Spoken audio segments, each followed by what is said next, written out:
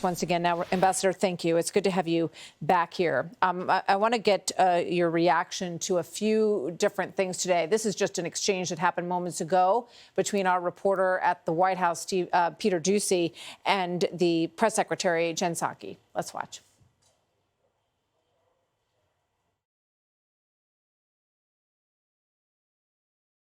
Most of the criticism is not of leaving Afghanistan, it's the way that he has ordered it to happen by pulling the troops before getting these Americans who are now stranded. Does he have a sense of that? First of all, I think it's irresponsible to say Americans are stranded. They are not. We are committed to bringing Americans who want to come home, home. Are Americans stranded, Ambassador? Well, I'd be very interested in hearing exactly how we're going to get those Americans to safety, particularly those outside of Kabul. They can't make the trip by road. It's way too dangerous with the Taliban in control of it. So what are we going to do? We're going to send in helicopters into unsecured landing zones with no eyes on the ground, but a lot of Taliban with guns. We've had a lot of broad assurances here. The dear deadly little questions of how actually to do it are the ones that really count, and those are the questions that they are not answering. You know, I just spoke with Lara Logan, and she talked about the very vast number of options that the United States military has, and the fact that she feels that they have relinquished the power to the Taliban, and that we have the military might to pull off an operation that would get a lot of people out of there, and that we're just simply not using it. What do you say to that? Well, of course, we could project a whole lot more American power into Afghanistan, but that would be going right back into the war with a very large number of forces, which is exactly what this president and the previous president did not want to do. So these are the consequences of a failed policy carried to fruition by President Biden, but started by President Trump, that leaves us with no good options, quite frankly, to say that we're going to, bomb them into submission. Well, good luck with that.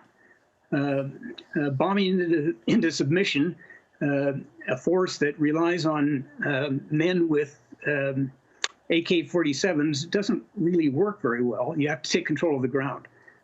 So I don't think there's a lot of will in this country, popular or political, to reinvade Afghanistan all over again.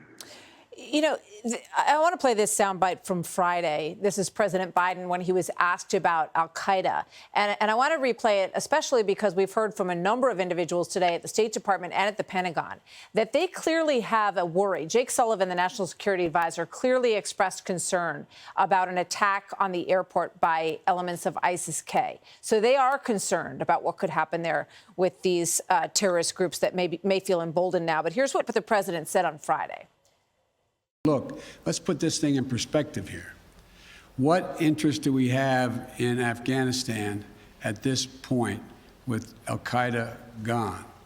We went to Afghanistan for the express purpose of getting rid of al-Qaeda in Afghanistan, as well as getting Osama bin Laden. And we did. So what do you say to him saying, the president saying that al-Qaeda is gone? And what kind of threat do you believe al-Qaeda poses at this point? Well, al-Qaeda is not gone, and they will be back. The Taliban chose 2 decades in exile rather than to hand over al-Qaeda, which is the demand we made of them back after 9/11. You give us al-Qaeda, and we won't bother you. Well, they chose to protect al-Qaeda. So the Taliban is back, and al-Qaeda is going to be back right with them. This is a huge danger to our security. Look, I opened the embassy at the beginning of 2002. On March 11, 2002, we had a ceremony, a solemn ceremony, 6 months after 9/11. One of the things we did was to bury a piece of the World Trade Center at the base of the flagpole at the embassy. Never again. Well, now we have seen a policy come through to fruition where the Taliban hold the country, and where al-Qaeda very much will be back. And America's security is again at risk. it's a heartbreaking bookend to 20 years and to the reopening of that embassy. And as you say, we should all remember that piece of the Trade Center that is buried at the embassy that has now been abandoned once again. And we now have the Secretary of State saying that Taliban is in charge and calling the shots in terms of when we can and cannot get our own people out. Ambassador Crocker, I know you have to go, but thank you very much. It's good to have you back with us today. Thank you, sir.